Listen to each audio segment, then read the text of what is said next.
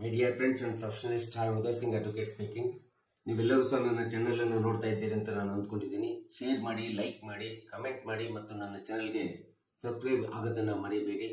ಇನ್ನು ಯಾರ್ಯಾರು ಇಲ್ಲಿವರೆಗೂ ಸಬ್ಸ್ಕ್ರೈಬ್ ಆಗಿಲ್ಲ, ದಯವಿಟ್ಟು ಸಬ್ಸ್ಕ್ರೈಬ್ ಆಗಬೇಕಂತ ಕೇಳ್ಕೊಳ್ತಾ, ಇವತ್ತು ನಾನು ತೆಗೆದುಕೊಂಡು ಬಂದಿರತಕ್ಕಂಥ ಇನ್ನೊಂದು ವಿಷಯ ಅಂತಂದ್ರೆ CPC 1900 ಅಡಿಯ ಒಳಗಡೆ order 22 Rule 1 to 4, how to brought the LRs in civil suit.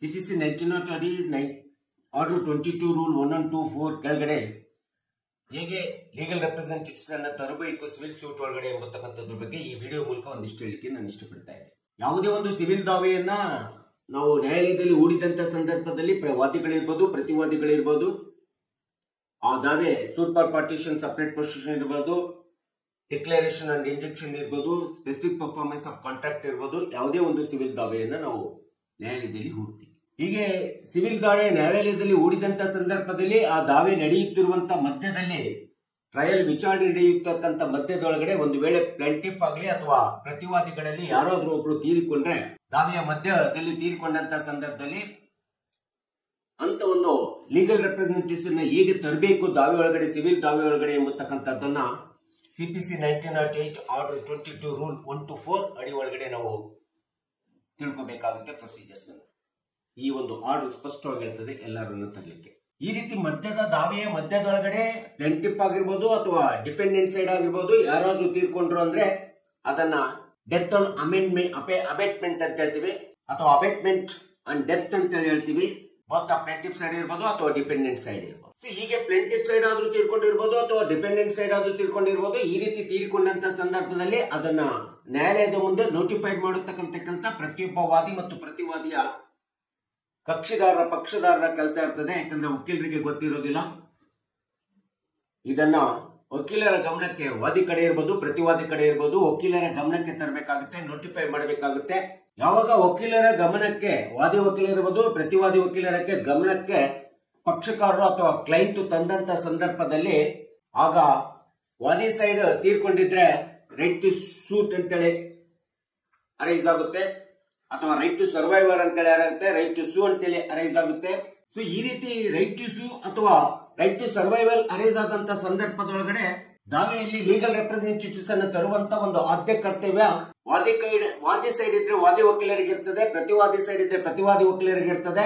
ಹೀಗೆ ಸಿವಿಲ್ ದಾವೆಯ ಮಧ್ಯದೊಳಗಡೆ ಯಾವುದೇ ಒಬ್ಬ ಪಕ್ಷಗಾರರ ದಾವೆಯಲ್ಲಿ ಇದ್ದಂತ ವ್ಯಕ್ತಿ ಎಕ್ಸ್ಪರ್ಟ್ ಆದಂತ ಸಂದರ್ಭದಲ್ಲಿ ಈ ದಾವೆಯಲ್ಲಿ LRs ಅನ್ನ ತರತಕ್ಕಂತ ಜವಾಬ್ದಾರಿ, ಗುರುತರವಾದಂತ ಜವಾಬ್ದಾರಿ ಪ್ಲಾಂಟಿಫ್ ಸೈಡ್ ಸತ್ತಿದ್ರೆ ಪ್ಲಾಂಟಿಫ್ ಗೆ ಇರ್ತದೆ, ಡಿಫೆಂಡೆಂಟ್ ಸತ್ತಿದ್ರೆ ಡಿಫೆಂಡೆಂಟ್ ಸೈಡ್ ವಕೀಲರಿಗೆ ಅಷ್ಟೇ ಇರ್ತದೆ ಅಂತಲ್ಲ.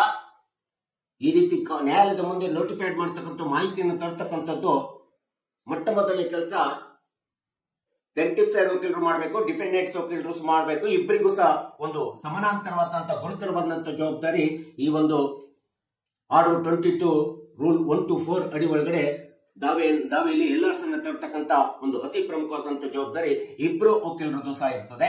ಇಬ್ರು ತರಬೇಕಾಗುತ್ತೆ, ಯಾವ ಸೈಡ್ ಆದ್ರೂ ಎಕ್ಸ್ಪರ್ಟ್ ಆಗಿ. ಸೊ ಇಂಥ ಒಂದು ರೈಟ್ ಟು ಸೂ ಅಥವಾ ಸರ್ವೈವಲ್ LRs ಅನ್ನ ತರಬೇಕಾದ್ರೆ ಪ್ಲಾಂಟಿಫ್ ಸೈಡ್ ವಕೀಲರಾಗ್ಲಿ, ಡಿಫೆಂಡೆಂಟ್ ಸೈಡ್ ವಕೀಲರಾಗ್ಲಿ ಒಂದು ಆರ್ಡರ್ 22 ರೂಲ್ 1 and 2 ಕೆಳಗಡೆ ಒಂದು ಅಪ್ಲಿಕೇಶನ್ ಅನ್ನು ಹಾಕಬೇಕಾಗುತ್ತೆ. ಅಪ್ಲಿಕೇಶನ್ ಜೊತೆಗೆ ಆ LRs ನ ಅಫಿಡೇವಿಟ್ಸ್ ಗಳನ್ನ ಹಾಕಬೇಕಾಗುತ್ತೆ. ಅಫಿಡೇವಿಟ್ ಹಾಕೊಂಡ್ಬಿಟ್ಟು ನಂತರದಲ್ಲಿ ನ್ಯಾಯಾಲಯದ ಮುಂದೆ ಹೋಗ್ಬಿಟ್ಟು ಈ ಒಂದು ಲೀಗಲ್ ರೆಪ್ರೆಸೆಂಟೇಟಿವ್ಸ್ ಯಾವ ರೆಸ್ಪಾಂಡೆಂಟ್ ಸೈಡ್ ಅಥವಾ ಪ್ಲಾಂಟಿಫ್ ಸೈಡ್ ಅಂತೇಳಿ ನೋಡ್ಬಿಟ್ಟು, ಅಥವಾ ಪ್ಲಾಂಟಿಫ್ ಸೈಡ್ ಡಿಫೆಂಡೆಂಟ್ ಸೈಡ್ ಯಾರಿಗೆ ನಾವು ಎಕ್ಸ್ಪರ್ಟ್ ಆಗಿದ್ದಾರೆ, ಯಾರಿಗೆ LRs ಅನ್ನ ತರ್ತಾ ಇದೀವಿ ಎಂಬತಕ್ಕಂಥದ್ದನ್ನ ನ್ಯಾಯಾಲಯಕ್ಕೆ ಗಮನಕ್ಕೆ ತಂದು ಆರ್ಡರ್ ಅನ್ನ ಪಾಸ್ ಮಾಡಿಸ್ಬೇಕಾಗುತ್ತೆ. ಅಂತ ಒಂದು IAM ಅನ್ನು ಹಾಕೊಂಡ್ಬಿಟ್ಟು, ಇಂಟರ್ಲೊಕೇಟರಿ ಅಪ್ಲಿಕೇಶನ್ ಹಾಕೊಂಡ್ಬಿಟ್ಟು, ಅಫಿಡೇವಿಟ್ ಹಾಕೊಂಡ್ಬಿಟ್ಟು ನ್ಯಾಯಾಲಯದ ಗಮನಕ್ಕೆ ತಂದ್ಬಿಟ್ಟು ನಾವು ಆರ್ಡರ್ ಅನ್ನು ಪಾಸ್ ಮಾಡಿಸಬೇಕಾಗುತ್ತೆ. ಆ ರೀತಿ ಆರ್ಡರ್ ಪಾಸ್ ಆದ ನಂತರ LRs ಗಳನ್ನ ಕ್ಯಾರಿಡ್ ಮಾಡಿಬಿಟ್ಟು, ಆ ಕ್ಯಾರಿಡ್ ಮಾಡಿದ ನಂತರದಲ್ಲಿ ಅಲಾಂಗ್ ವಿತ್ ಐಎದೊಳಗಡೆ PF ಅನ್ನ ಪೇಡ್ ಮಾಡಬೇಕಾಗುತ್ತೆ ಕೋರ್ಟ್ಗೆ. ಪ್ರೊಸೆಸ್ ಫೀ ಅನ್ನ ಪೇಡ್ ಮಾಡಿ ಸಂಬಂಧಪಟ್ಟಂತ ಡೆತ್ ಆದಂತ ಅಬೇಟ್ಮೆಂಟ್ ಅಂತೇಳಿ ಏನು LRs ಗಳು ಬಂದಿರ್ತಾರೆ, ಲೀಗಲ್ ರೆಪ್ರೆಸೆಂಟೇಟಿವ್ಸ್ ಬಂದಿರ್ತಾರೆ, ಅವರಿಗೆ ನೋಟಿಸ್ ಅನ್ನ ಕಳಿಸಬೇಕಾಗುತ್ತೆ. ಸೊ ಈ ರೀತಿಯಾದಂತ ಒಂದು ಲೀಗಲ್ ರೆಪ್ರೆಸೆಂಟೇಟಿವ್ಸ್ ಅನ್ನು ತರಬೇಕು, ದಾವೆ ಸಿವಿಲ್ ದಾವೆ ಒಳಗಡೆ ಯಾರೇ ಒಬ್ರು ತೀರ್ಕೊಂಡಂತ ಎಂಬತಕ್ಕಂಥದ್ದನ್ನ ಆರ್ಡರ್ 22 ರೂಲ್ 124 ಅಲ್ಲಿ ಹೇಳಿರ್ತಕ್ಕಂಥದ್ದು ನಾವು ನೋಡ್ತೀವಿ. ಒಂದು ವೇಳೆ ಈ ರೀತಿ ಸಿವಿಲ್ ದಾವೆ ಒಳಗಡೆ ಯಾರೇ ಒಬ್ರು ಎಕ್ಸ್ಪರ್ಟ್ ಆದಂತ ಸಂದರ್ಭದಲ್ಲಿ ಪ್ಲೇಂಟಿಫ್ ಆಗ್ಲಿ ಅಥವಾ ಡಿಫೆಂಡೆಂಟ್ ಸೈಡ್ ಆಗ್ಲಿ ಎಕ್ಸ್ಪರ್ಟ್ ಆದಾಗ ಒಂದು ವೇಳೆ ಏನಾದ್ರೂ ನಾವು ಲೀಗಲ್ ರೆಪ್ರೆಸೆಂಟೇಟಿವ್ಸ್ ಅನ್ನ ತರಲಿಲ್ಲ ಅಂತಂದ್ರೆ ಅದು ದಾವೆ ಪೆಂಡೆನ್ಸಿಯಲ್ಲಿ ಹೋಗ್ತದೆ ಅಥವಾ ಸ್ಟೆಪ್ಸ್ ನಲ್ಲಿ ಹೋಗ್ತಾ ಇರ್ತದೆ. ಹಾಗೆ ಸ್ಟೆಪ್ಸ್ ನಲ್ಲಿ ನಾವು ತರೋವರೆಗೂ ಅದನ್ನ ಹಾಗೆ ಸ್ಟೆಪ್ಸ್ ನಲ್ಲಿ ಸ್ಟೆಪ್ಸ್ ಅಂತೇಳಿ ಪ್ರೊಸೀಜರ್ಸ್ ದಾವೆಯ ಅಂತ ಹಾಗೆ ಮುಂದುವರಿಯತಕ್ಕಂಥದ್ದನ್ನ ನಾವು ನೋಡ್ತಾ ಇದ್ದೀವಿ. ಸೊ ಈ ರೀತಿ ಯಾವುದೇ ಒಬ್ಬ ವ್ಯಕ್ತಿ ಪ್ಲೇಂಟಿಫ್ ಅಥವಾ ಡಿಫೆಂಡೆಂಟ್ ಸೈಡ್ ಎಕ್ಸ್ಪರ್ಟ್ ಆಗಿರ್ತಕ್ಕಂಥ ಸಂದರ್ಭದೊಳಗಡೆ ಲೀಗಲ್ ರೆಪ್ರೆಸೆಂಟೇಟಿವ್ಸ್ ಅನ್ನ ತರಲಿಕ್ಕೆ ಆಸ್ ಪರ್ ಲಿಮಿಟೇಷನ್ ಆಕ್ಟ್ 1963 ಪ್ರಕಾರ ಪಕ್ಷಗಾರರು ನಮ್ಮ ಗಮನಕ್ಕೆ ತಂದು ಯಾವ ದಿನಾಂಕದಂದು ತರ್ತಾರೆ, ಯಾವಾಗ ಸರ್ಟಿಫೈಡ್ ಡೆತ್ ಸರ್ಟಿಫಿಕೇಟ್ ಅನ್ನು ಕೊಡ್ತಾರೆ, ಆ ಡೆತ್ ಸರ್ಟಿಫಿಕೇಟ್ ಅನ್ನ ಕೊಟ್ಟಂತ ದಿನಾಂಕದಿಂದ ಹಿಡಿದು 1 ವರ್ಷದವರೆಗೆ ಕಾಲಮಿತಿ ಇರ್ತದೆ. 1 ವರ್ಷದೊಳಗಡೆ ನಾವು ಲೀಗಲ್ ರೆಪ್ರೆಸೆಂಟೇಟಿವ್ಸ್ ಅನ್ನ ತರಬೇಕಂತೇಳಿ ಈ ಒಂದು ಪ್ರೊಸೀಜರ್ಸ್ ನಲ್ಲಿ ಸಿಪಿಸಿ 1908 ಆರ್ಡರ್ 22 ರೂಲ್ 124 ನಲ್ಲಿ ಹೇಳಿರ್ತಕ್ಕಂಥದ್ದು ನಾವು ನೋಡ್ತಾ ಇದ್ದೀವಿ. ಕೆಲವೊಂದು ಸಂದರ್ಭದಲ್ಲಿ ಏನಾಗುತ್ತೆ ಅಂದ್ರೆ ಪ್ಲೇಂಟಿಫ್ ಸೈಡ್ ಎಕ್ಸ್ಪರ್ಟ್ ಆಗಿರ್ತವೆ, ಪ್ಲೇಂಟಿಫ್ ವಕೀಲರು ಪ್ಲೇಂಟಿಫ್ ಪಕ್ಷಕಾರರು ಅದನ್ನ ನೋಟಿಫೈಡ್ ತಂದ್ಬಿಟ್ಟು ರೈಟ್ ಟು ಶೂ ಸರ್ವೈವರ್ ಪ್ರಕಾರ ಈ ಒಂದು ಲೀಗಲ್ ರೆಪ್ರೆಸೆಂಟೇಟಿವ್ಸ್ ಅನ್ನ ಪ್ಲೇಂಟಿಫ್ ತಂದ್ಬಿಟ್ಟಿರ್ತಾರೆ. ಅದು ಡಿಫೆಂಡೆಂಟ್ ವಕೀಲರ ಗಮನಕ್ಕೆ ಬರೋದಿಲ್ಲ, ಡಿಫೆಂಡೆಂಟ್ ವಕೀಲರು ಹಾಗೆ ಬಿಟ್ಬಿಟ್ಟಿರ್ತಾರೆ. ಆದ್ರೆ ಈ ಒಂದು ಆರ್ಡರ್ ಪ್ರಕಾರ ಆರ್ಡರ್ 22 ರೂಲ್ 124 ಪ್ರಕಾರ ಪ್ರತಿಯೊಬ್ಬ ಪ್ಲೇಂಟಿಫ್ ಆಗ್ಲಿ ಡಿಫೆಂಡೆಂಟ್ ಆಗ್ಲಿ ಯಾವುದೇ ಒಂದು ಸೈಡ್ ಎಕ್ಸ್ಪರ್ಟ್ ಆಗಿದ್ದಾರೆ ಅಂದ್ರೆ ಇಬ್ರು ಸಹ ಆ ಒಂದು ಲೀಗಲ್ ರೆಪ್ರೆಸೆಂಟೇಟಿವ್ಸ್ ಅನ್ನ ದಾವೆಯಲ್ಲಿ ತರಬೇಕು, ನ್ಯಾಯಾಲಯದ ಗಮನಕ್ಕೆ ತಂದು ದಾವೆಯಲ್ಲಿ ತರತಕ್ಕಂಥದ್ದು ಒಂದು ಗುರುತರವಾದಂತ ಜವಾಬ್ದಾರಿ ಇರ್ತದೆ.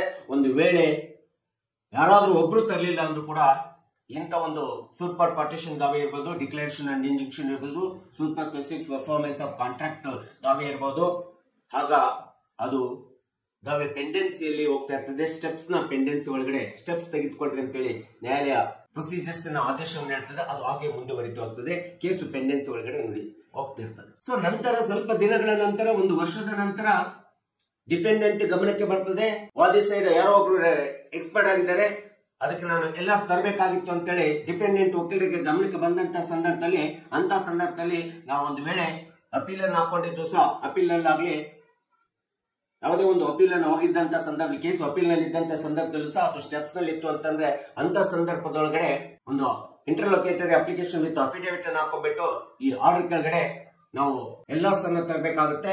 ಸೊ ಅಂತ ಸಂದರ್ಭದೊಳಗಡೆ ಲೋಯರ್ ಕೋರ್ಟ್ ನಲ್ಲಿ ಏನು ಎಲ್ಲರ್ಸ್ ಅನ್ನು ತಂದಿರ್ತಾರೆ, ಆ ತಂದಿರ್ತಕ್ಕಂಥ ಸರ್ಟಿಫೈಡ್ ಕಾಪಿ ಅಂತ ಇಟ್ಕೊಂಡು ಆ ಸರ್ಟಿಫೈಡ್ ಕಾಪಿನ ಅಪೀಲ್ ಒಳಗಡೆ ನ್ಯಾಯಾಲಯದ ಗಮನಕ್ಕೆ ತಂದು ನಂತರ ನಾವು ಡೆತ್ ಆದಂತ ಪಾರ್ಟಿಗೆ ಲೀಗಲ್ ರೆಪ್ರೆಸೆಂಟೇಟಿವ್ಸ್ ಅನ್ನ ತರಲಿಕ್ಕೆ ಮತ್ತೆ ನಮಗೆ 90 ದಿನಗಳ ಕಾಲಮಿತಿ ಇರ್ತದೆ.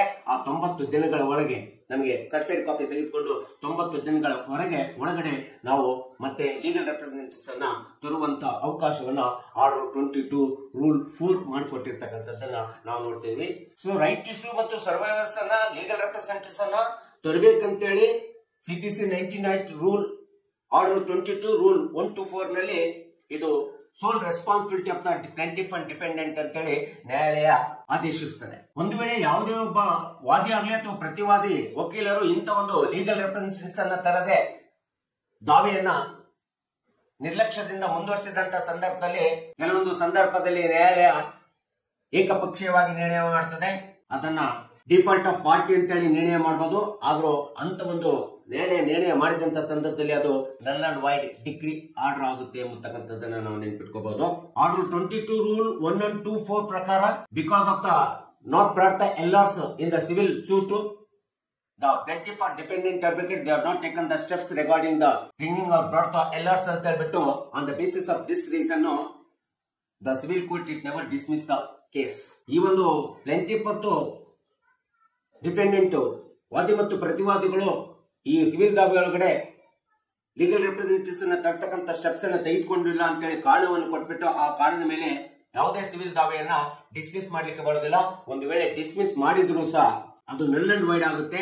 ನ್ಯಾಯಾಲಯ ಇಂಥ ಒಂದು ಸ್ಟೆಪ್ಸ್ ತೆಗೆದುಕೊಳ್ಳಿಲ್ಲ ಅಂದಾಗ ಕೇಸನ್ನ ಡಿಸ್ಮಿಸ್ ಮಾಡದೆ ಕೇಸನ್ನ ಪೆಂಡೆನ್ಸಿ ಒಳಗಡೆ ಒಯ್ಯತಕ್ಕಂಥದ್ದು ಅಂತೇಳಿ ಪ್ರೊಸೀಜರಲ್ ಆಫ್ ಲಾ ಹೇಳಿರ್ತಕ್ಕಂಥದ್ದನ್ನ ನಾವು ಸಿಪಿಸಿ 1908 ಅಲ್ಲಿ ನಾವು ನೋಡ್ತಾ ಇದ್ದೀವಿ. ಸೊ ಇದೆಲ್ಲದನ್ನ ಮೀರಿ ಒಂದು ವೇಳೆ ಮಾನ್ಯ ನ್ಯಾಯಾಲಯ ಡಿಫಾಲ್ಟ್ ಆಫ್ ಪಾರ್ಟಿ ಅಂತ ಹೇಳ್ಬಿಟ್ಟು ಅಥವಾ ಎಲ್ಲಾರ್ಸ್ ಅನ್ನ ತಂದಿಲ್ಲ ಸ್ಟೆಪ್ಸ್ ತೆಗೆದುಕೊಂಡಿಲ್ಲ ಅಂತ ಹೇಳ್ಬಿಟ್ಟು ಒಂದ್ ಸೈಡ್ ಏನಾದ್ರು ಏಕಪಕ್ಷೀಯವಾಗಿ ಡಿಗ್ರಿ ಅಥವಾ ಆರ್ಡರ್ ಅನ್ನು ಮಾಡಿದಾಗ ಅದು ಫಾರ್ಮಲ್ ಡಿಫೆಕ್ಟ್ ಆಫ್ ಜುಡಿಷಿಯರಿ ಅಂತ ಹೇಳ್ತೀವಿ, ಫಾರ್ಮಲ್ ಡಿಫೆಕ್ಟ್ ಆಫ್ ಡಿಗ್ರಿ ಅಥವಾ ಆರ್ಡರ್ ಅಂತ ಹೇಳ್ತೀವಿ. ಅಂತ ಒಂದು ಡಿಗ್ರಿ ಅಥವಾ ಆರ್ಡರ್ ಅನ್ನ ವಿತ್ಡ್ರಾ ಮಾಡಿಕೊಂಡು ಮತ್ತೆ ಹೊಸದಾಗಿ ಶೂಟ್ ಅನ್ನ ಫೈಲ್ ಮಾಡುವಂತ ಅವಕಾಶವನ್ನ ಈ ಸಿಪಿಸಿ ಪ್ರೊಸೀಜರ್ಸ್ ಸಿವಿಲ್ ಪ್ರೊಸೀಜರ್ಸ್ 1908 ಅಲ್ಲಿ ಹೇಳಿರ್ತಕ್ಕಂಥದ್ದನ್ನ ನಾವು ನೋಡ್ತಾ ಇದ್ದೇವೆ. ಸೊ ಒಂದು ವೇಳೆ ಅಪೀಲ್ ನಲ್ಲೂ ಸಹ ನೀವು ಲೀಗಲ್ ರೆಪ್ರೆಸೆಂಟೇಷನ್ ತರಲಿಕ್ಕೆ ಅವಕಾಶ ಇದೆ. ಆರ್ಡರ್ 22 ರೂಲ್ 4 ಪ್ರಕಾರ ಕೆಳಗಿನ ನ್ಯಾಯಾಲಯದಲ್ಲಿ ತಂದಿಲ್ಲ ಅಂತಂದ್ರೆ ನೀವು ಅಪೀಲ್ ಹೋದಂತ ಸಂದರ್ಭದಲ್ಲಿ ಅಪೀಲ್ ನ್ಯಾಯಾಲಯದಲ್ಲೂ ಸಹ ಈ ಒಂದು ಲೀಗಲ್ ರೆಪ್ರೆಸೆಂಟೇಷನ್ ಒಂದು ಇಂಟರ್ಲೊಕೇಟರ್ ಹಾಕೊಂಡ್ಬಿಟ್ಟು ಅಪ್ಲಿಕೇಶನ್ ವಿತ್ ಅಫಿಡೇವಿಟ್ ಅನ್ನು ಹಾಕೊಂಡ್ಬಿಟ್ಟು ನೀವು ನ್ಯಾಯಾಲಯದ ಗಮನಕ್ಕೆ ತಂದಾಗ ನ್ಯಾಯಾಲಯ ಲೀಗಲ್ ರೆಪ್ರೆಸೆಂಟೇಷನ್ ಕ್ಯಾರಿಡ್ ಆನ್ ಮಾಡ್ಲಿಕ್ಕೆ ಆರ್ಡರ್ ಮಾಡ್ತದೆ. ಆ ಆರ್ಡರ್ ಪ್ರಕಾರ ಲೀಗಲ್ ರೆಪ್ರೆಸೆಂಟೇಷನ್ ತಂದ್ಬಿಟ್ಟು ನಂತರ PF ಅನ್ನ ತುಂಬಿ ನೋಟಿಸ್ ಅನ್ನ ಅಲಾಂಗ್ ವಿತ್ ನೋಟಿಸ್ ಅನ್ನ ನೀವು ಸಂಬಂಧಪಟ್ಟಂತ ಎಲಾಟ್ಸ್ ಪಾರ್ಟಿಗೆ ಕಳಿಸಿಕೊಟ್ಟಂತ ಸಂದರ್ಭದಲ್ಲಿ ನೀವು ಆರ್ಡರ್ 22 ರೂಲ್ 1 to 4 ಪ್ರಕಾರ ಲೀಗಲ್ ರೆಪ್ರೆಸೆಂಟೇಷನ್ ಕರೆಕ್ಟ್ ಆಗಿ ದಾವೆ ಒಳಗಡೆ ತರಬೇಕಾಗುತ್ತೆ. ಆ ರೀತಿ ತಂದಂತ ಸಂದರ್ಭದಲ್ಲಿ ದಾವೆಗೆ ನಾವು ಸಂಪೂರ್ಣವಾದಂತ ಒಂದು ಜಸ್ಟಿಸ್ ಅನ್ನ ನ್ಯಾಯಾಲಯ ಕೊಡ್ಲಿಕ್ಕೆ, ಜಸ್ಟಿಸ್ ಅಂಡ್ ಈಕ್ವಿಟಿಯನ್ನು ನ್ಯಾಯಾಲಯ ನಿರ್ಣಯ ಮಾಡಲಿಕ್ಕೆ, ನಿರ್ಧಾರ ಮಾಡಲಿಕ್ಕೆ ಇದು ತುಂಬಾ ಅವಶ್ಯಕತೆಯಾದಂತಹ ಅಂಶ ಅಂತೇಳಿ ನಾವು ಹೇಳ್ಬೇಕಾಗುತ್ತೆ. ಹೀಗೆ ಸಿಪಿಸಿ 1908 ಆರ್ಡರ್ 22 ರೂಲ್ 1 to 4 ಪ್ರಕಾರ ಲೋಯರ್ ಕೋರ್ಟ್ ನಲ್ಲಿ ಇರಬಹುದು ಅಥವಾ ಅಪೀಲ್ಸ್ ನಲ್ಲಿ ಇರಬಹುದು, ರಿವಿಷನ್ ನಲ್ಲಿ ಇರಬಹುದು ಅಥವಾ ಹೈಕೋರ್ಟ್ ನಲ್ಲಿ ಇರಬಹುದು ಅಥವಾ ಸುಪ್ರೀಂ ಕೋರ್ಟ್ ನಲ್ಲಿ ಇರಬಹುದು. ಈ ಎಲ್ಲಾ ನ್ಯಾಯಾಲಯಗಳಲ್ಲೂ ಸಹ ಲೀಗಲ್ ರೆಪ್ರೆಸೆಂಟೇಷನ್ ತೋರುತ್ತಕ್ಕಂಥದ್ದು it is an uniform procedure of law ಅಂತೇಳಿ ಈ ಒಂದು ಸಿಪಿಸಿ 1908 ಒಳಗಡೆ ಹೇಳಿರ್ತಕ್ಕಂಥದ್ದು ನಾವು ನೋಡ್ತಿದ್ವಿ. ಸೊ ಹೀಗೆ ಆರ್ಡರ್ 22 ರೂಲ್ 1 to 4 ಒಳಗಡೆ ಎಲ್ಲರ್ಸ್ ಅನ್ನ ತಂದು ಒಂದು ಸಿವಿಲ್ ದಾವೆಯನ್ನ, ನಮ್ಮ ಸಿವಿಲ್ ದಾವೆಯನ್ನ ಒಂದು ಸಮರ್ಥವಾಗಿ ನಿರ್ವಹಣೆ ಮಾಡುವಂತ ಗುರುತರವಾದಂತ ಜವಾಬ್ದಾರಿ ಪಕ್ಷಕಾರರಿಗೂ ಇರಬೇಕು, ಕ್ಲೈಂಟ್ಗೂ ಸಹ ಇರಬೇಕು.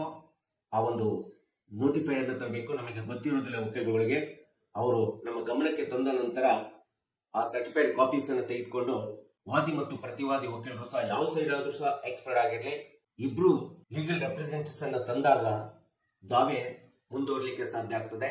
ಇಲ್ಲ ಅಂತಂದ್ರೆ ಯಾವುದೇ ಸಿವಿಲ್ ದಾವೆ ಇರಲಿ, ಸೂಟ್ ಫಾರ್ ಪಾರ್ಟಿಷನ್ ಇರ್ಬೋದು, ಡಿಕ್ಲರೇಷನ್ ಅಂಡ್ ಇಂಜಂಕ್ಷನ್ ಇರ್ಬೋದು, suit for specific performance contract ಇರ್ಬೋದು, ಯಾವುದೇ ಸಿವಿಲ್ ದಾವೆ ಈ ಲೀಗಲ್ ರೆಪ್ರೆಸೆಂಟೇಷನ್ ತರಲಿಲ್ಲ ಅಂತಂದ್ರೆ ಆ ಸ್ಟೆಪ್ಸ್ ನಲ್ಲಿ ಮುಂದುವರ್ತದೆ ವರ್ಷಗಟ್ಟಲೆ ಎಂಬತಕ್ಕಂಥದ್ದನ್ನ ನಾವು ನೀವೆಲ್ಲರೂ ಸಹ ಅರ್ಥ ಮಾಡ್ಕೋಬೇಕು ಎಂಬತಕ್ಕಂಥ ಹಿನ್ನೆಲೆಯನ್ನು ಇಟ್ಕೊಂಡು ಕಕ್ಷಿದಾರರಿಗೆ, ಸಾರ್ವಜನಿಕರಿಗೆ ಒಂದು ಸಿವಿಲ್ ದಾವೆ ಒಳಗಡೆ ಇಂಥ ಒಂದು ಪ್ರಕ್ರಿಯೆ ಪ್ರೊಸೆಸ್ಸು ಸಿಪಿಸಿ 1908 ಅಲ್ಲಿ ಇರ್ತಕ್ಕಂಥದ್ದನ್ನ ನಾವೆಲ್ಲ ತಿಳ್ಕೋಬೇಕೆಂಬತಕ್ಕಂಥ ಹಿನ್ನೆಲೆಯನ್ನು ಇಟ್ಕೊಂಡು ಈ ವಿಡಿಯೋನ ಮಾಡಿದ್ದೀನಿ. ದಯವಿಟ್ಟು ಈ ವಿಡಿಯೋ ಇಷ್ಟ ಆಗಿದ್ರೆ ಶೇರ್ ಮಾಡಿ, ಲೈಕ್ ಮಾಡಿ, ಕಮೆಂಟ್ ಮಾಡಿ ಮತ್ತು ನನ್ನ ಚಾನಲ್ಗೆ ಸಬ್ಸ್ಕ್ರೈಬ್ ಆಗೋದನ್ನ ಮರಿಬೇಡಿ ಅಂತ ಹೇಳ್ತಾ ಇವತ್ತಿನ ವಿಷಯಕ್ಕೆ ವಿರಾಮವನ್ನು ಹೇಳ್ತೀನಿ. ಇನ್ನೊಂದು ವಿಷಯ ಅಂತ ಇಟ್ಕೊಂಡು ನಿಮ್ಮ ಮುಂದೆ ಬರ್ತೀನಿ. ಜೈ ಹಿಂದ್, ಜೈ ಕರ್ನಾಟಕ.